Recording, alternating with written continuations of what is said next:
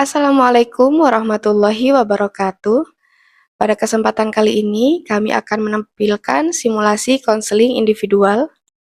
Saya di sini bertindak sebagai observer yang akan mengamati jalannya proses konseling, mulai dari pembukaan, keterampilan dasar konseling yang akan digunakan hingga proses penutupan konseling.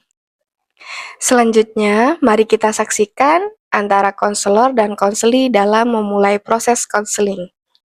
Dani, kita lagi di kafe. Sama siapa aja?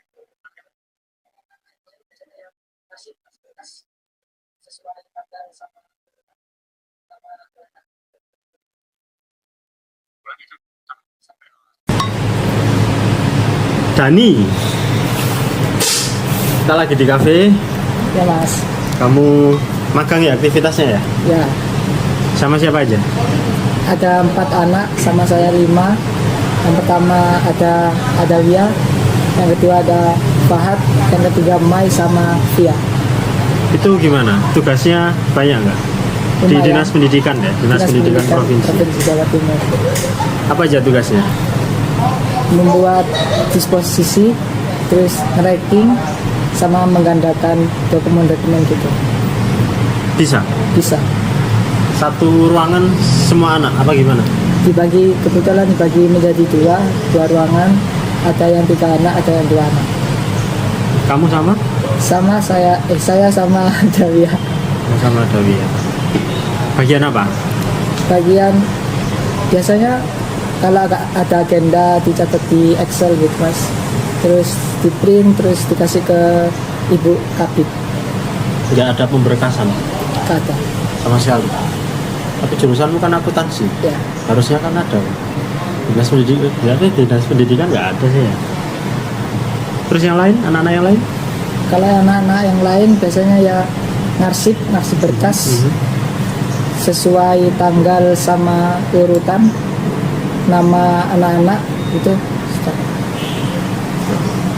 Pulangnya jam sama kayak jam orang-orang jam 4. 4. Masuknya jam 8. jam 8. Berarti perjalanan dari rumah Kurang lebih 30 menit. kamu berangkat jam berapa? Jam 7 Jam setengah 7. 8. Jam 7 ya. Kalau anak-anak yang lain tugasnya bisa semua. Bisa. Kamu beneran nggak ada yang susah? Gak ada. Nggak ada ya. Dani, kita ketemu ada yang pengen tak bahas ya, karena memang dapat laporan juga dari Budian selaku guru pembimbing di tempat magang. Ya.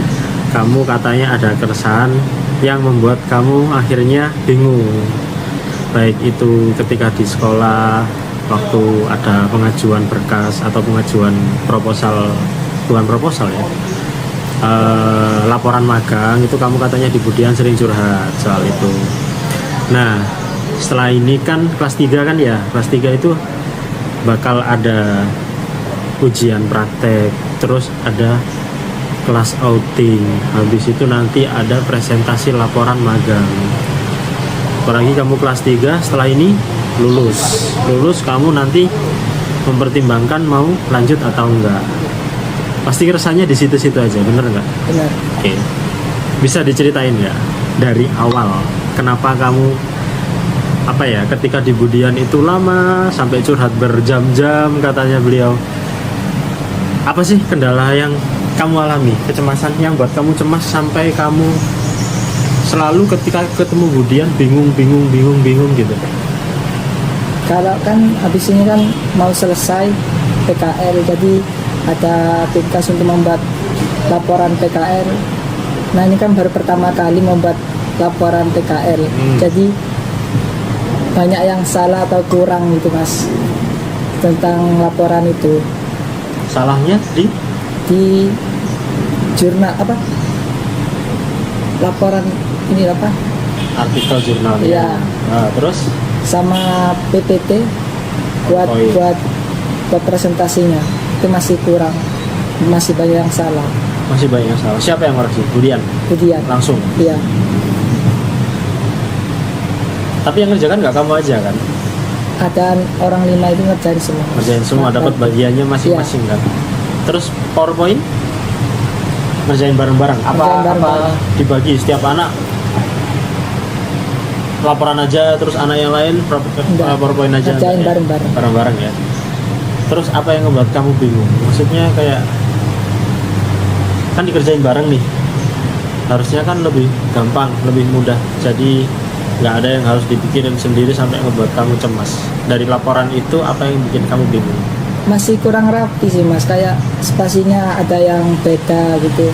Terus kayak subbabnya yang tebal sama ya mungkin tentang gambar-gambarnya data letaknya itu juga masih banyak yang kurang, masih banyak yang salah. Sudah. Oke. Sejauh ini sampai mana? Sudah di bab 3 Bab 3. Bab 3 mau sampai berapa bab? 4 Bab. Ada batas pengumpulan nggak dari dinas? Dinas minta nggak? Nggak kan? diminta pokoknya terakhir PKL itu sudah harus jadi. Berarti tanggal 29. Iya, Pantes. Sekarang tanggal tanggal 29, 31 ya? 31. Berarti 2 hari lagi. iya, Sekarang bab 4. bab 3 Bab 3. 2 bab lagi bisa lah ya. bisa. PowerPoint-nya aman kan? PowerPoint kan masih bisa Ya, masih bisa. setelah pengumpulan laporan itu. Oke, setelah anggap itu selesai lah. Anggap ketika itu bukan apa ya? Pak Abi menganggapnya bukan sebuah kecemasan yang harus dihadapi. Oke, boleh dihadapi tapi nggak harus terlalu difikirkan karena kamu di sini nggak ngerjain sendiri. Kamu ada teman-teman, apalagi 5 orang ngerjain 5 bab, rasa udah cukup lah buat mengatasi itu. Oke, anggap laporan udah terbackup ya. Ada teman-temanmu, ada Budian juga kan yang pasti bakal bantuin. Nah, terlepas dari itu, apalagi yang bikin kamu cemas? Mungkin kan habis ini kan setelah ada laporan ini masuk sekolah terus ada ujian-ujian. Karena kan selama 4 bulan ini belum ada buka buku sama sekali karena PKL. Mungkin kurang paham pas ada ujian itu sih mas. Tapi kurang paham aja. Ada berapa ujian? 5 bulan 5 ujian. 1 ada. bulan 1 berarti Iya. ya. Tapi kan nggak praktek yang berat gitu kan, praktek-praktek ringan gitu. Iya, Ya kan? Oke, berarti kendalamu di sini cemasmu karena takut nggak bisa tapi ngerjain, nggak bisa ngerjain. karena bukan kesibukan ya, jadwalmu magang, akhirnya nggak dapat materi dari guru. Iya, Udah sempat komunikasi sama guru mata pelajaran belum? Kayak, Bu, saya ingin belajar nih, ada materi apa yang bisa saya pelajari untuk persiapan ujian? belum. Belum. Kenapa belum? Kenapa belum? Kan sebagai siswa ya, boleh loh melakukan itu. Kayak kamu personal chat ke guru mata pelajaran ya. Anggap matematika lah. Siapa matematika?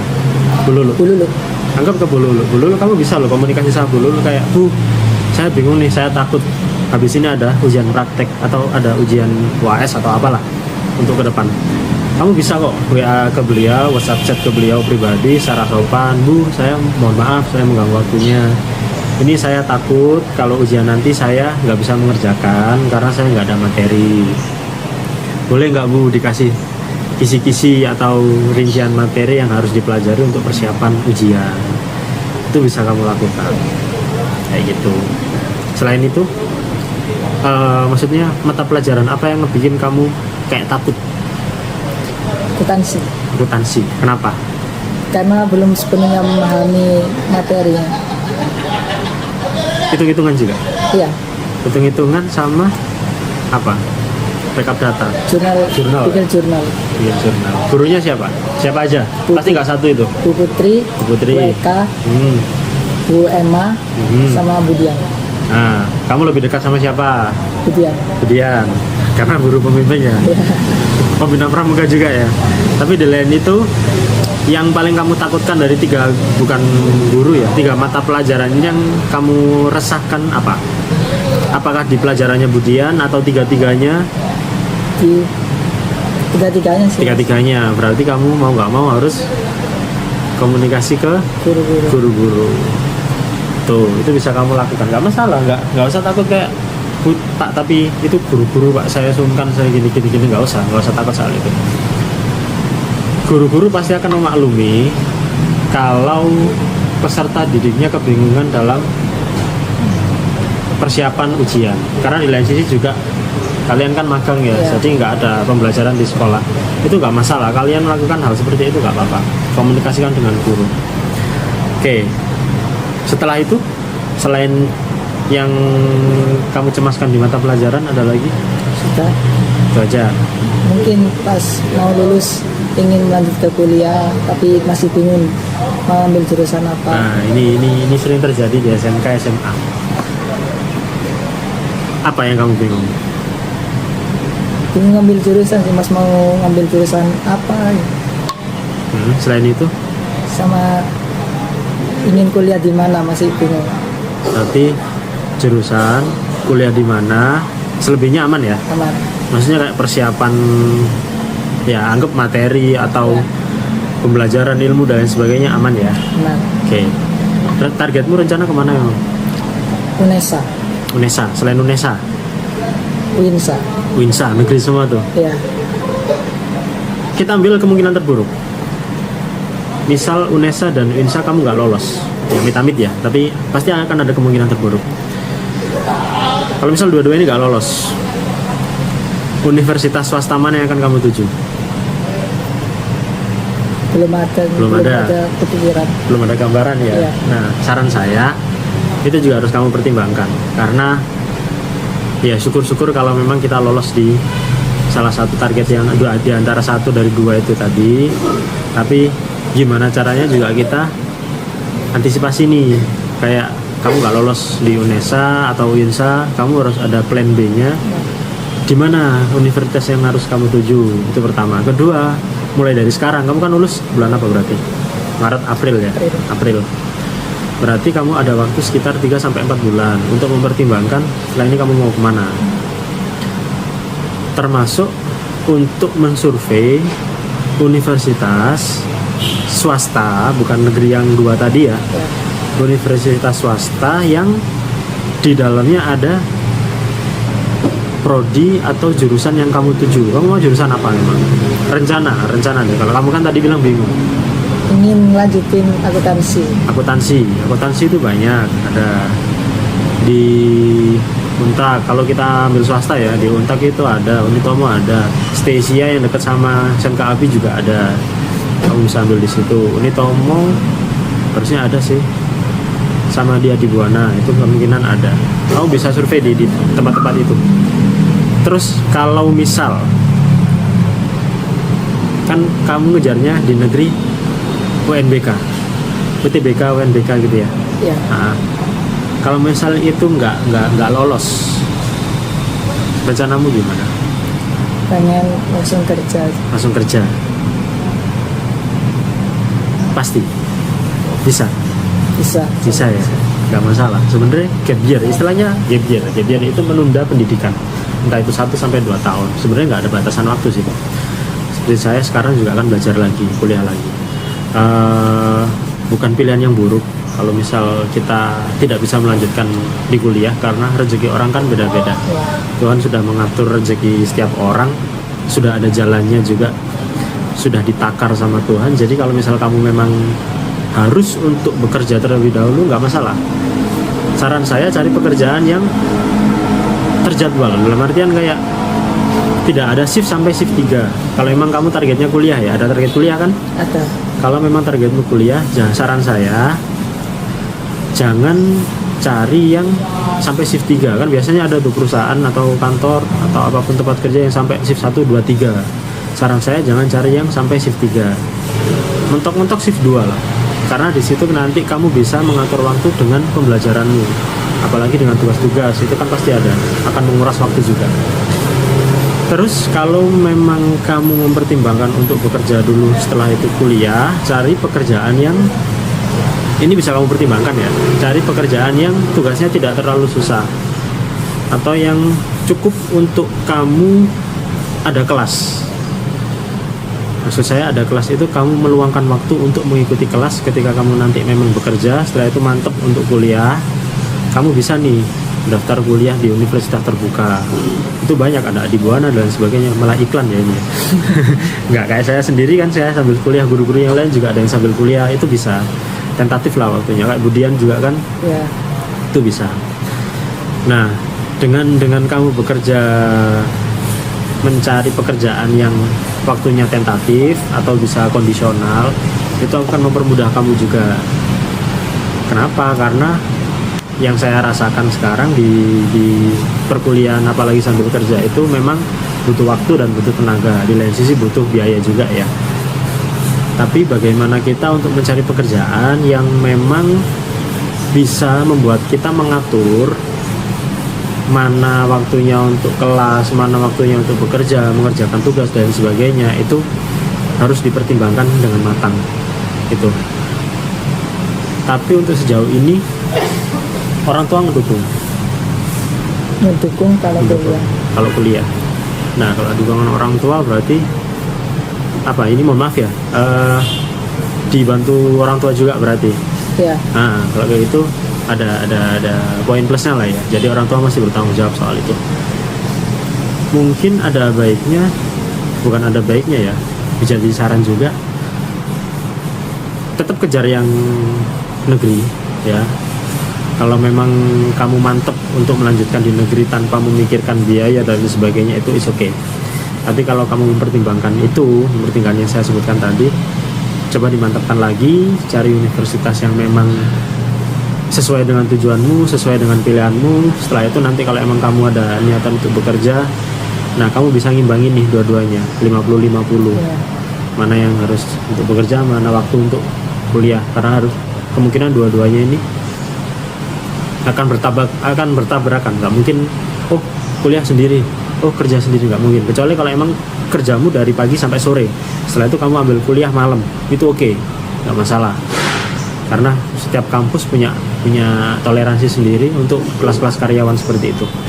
Tapi ketika nanti kamu bekerja tiba-tiba ada shift 1 dan shift 2, nah itu coba pertimbangkan lagi nih, universitas mana dalam waktu 1 tahun ya, anggap kalau misal kamu gap year, dalam waktu 1 tahun kamu harus mempertimbangkan universitas mana. Kamu bisa tanya ke guru-guru atau ke saya atau ke siapapun, mana sih Pak, Bu, universitas yang memang bisa saya masuk di situ tanpa mengganggu aktivitas bekerja saya. Itu bisa seperti itu. Selain itu ada lagi yang membuat kamu cemas? Gak ada sih, Mas. Gak ada, berarti cuma itu aja ya? Ya, Bisa dipertimbangkan ya semuanya ya, masukan-masukan dari saya ya. bisa. Nggak harus berjam-jam lagi kemudian. Kamu kelas 3, OSIS sudah lepas ya? Sudah.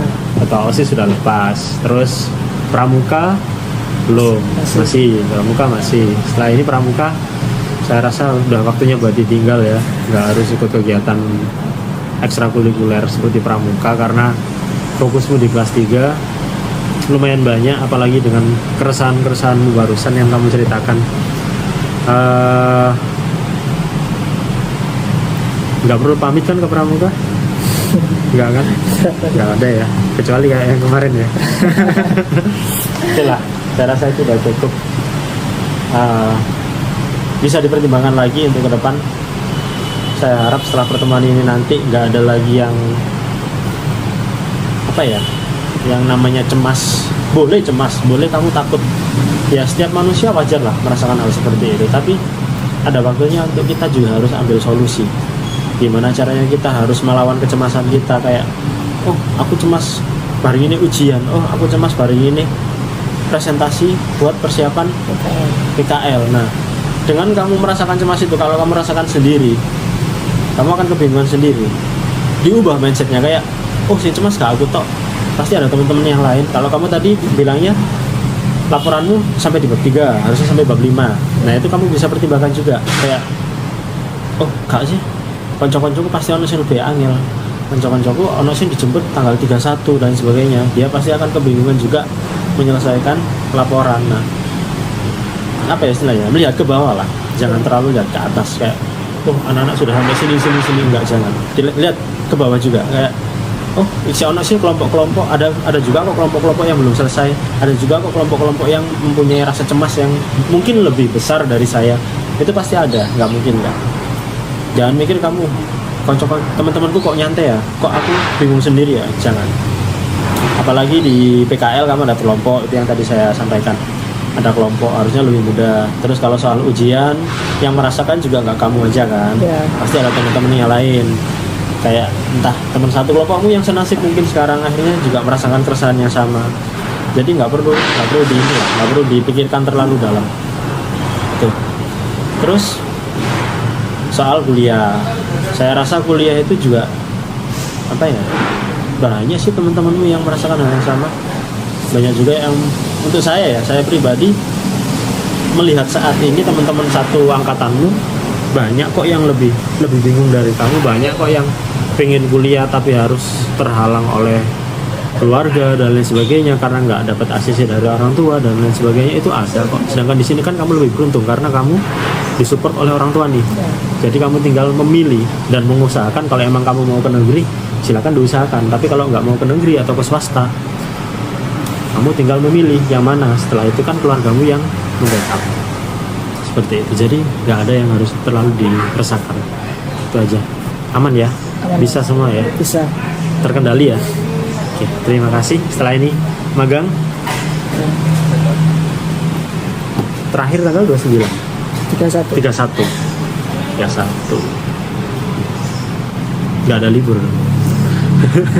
Yang lain pada libur. Gak apa-apa lah. Semangat ke depan, semoga lancar dan juga cepat segera ambil keputusan untuk kuliah atau enggak. Nanti bisa dipertimbangkan juga sama Pak Adi. Kalau emang kamu masih bingung, bisa peruangan ke Pak Adi. Kalau emang sekolah ya, ketika di sekolah nggak apa-apa. Itu aja. Terima kasih Dani ya. Terima kasih. Berdasarkan hasil pengamatan saya, proses konseling telah berlangsung dengan cukup baik. Pada tahap awal, konselor berhasil membangun hubungan baik atau raport dengan konseli melalui sapaan yang hangat dan pertanyaan mengenai kegiatan magang sehingga konseli terlihat nyaman untuk mulai bercerita. Selanjutnya, konselor menggunakan beberapa keterampilan dasar konseling, diantaranya pertanyaan terbuka untuk menggali permasalahan yang sedang dialami oleh konseli. Selanjutnya, klarifikasi untuk memperjelas informasi yang disampaikan, serta pemberian penguatan sehingga konseli merasa didengar dan dipahami. Selanjutnya, konselor juga memberikan alternatif solusi yang realistis, seperti menyarankan konseli untuk berkomunikasi dengan guru mata pelajaran mengenai materi yang tertinggal, serta mulai menyusun rencana cadangan apabila pilihan utama setelah lulus belum tercapai. Akhir, konselor melakukan penyimpulan terhadap hasil pembahasan dan memberikan motivasi agar konseli lebih percaya diri menghadapi tantangan yang akan datang. Secara umum, proses konseling telah memenuhi tahapan konseling individual, yaitu tahap pembukaan, eksplorasi masalah, identifikasi kebutuhan, pemberian bantuan, penyimpulan, dan terminasi. Adapun saran dari saya, konselor dapat meningkatkan penggunaan teknik refleksi perasaan dan pemberian jeda agar konseli memiliki kesempatan lebih banyak untuk mengeksplorasi perasaannya secara mendalam. Demikian konseling individual yang dapat kami tampilkan. Semoga simulasi ini dapat memberikan gambaran mengenai penerapan keterampilan dasar konseling dalam membantu peserta didik menyelesaikan permasalahannya. Terima kasih atas perhatiannya. Wassalamualaikum warahmatullahi wabarakatuh. Yeah, yeah. Bobby Valentino.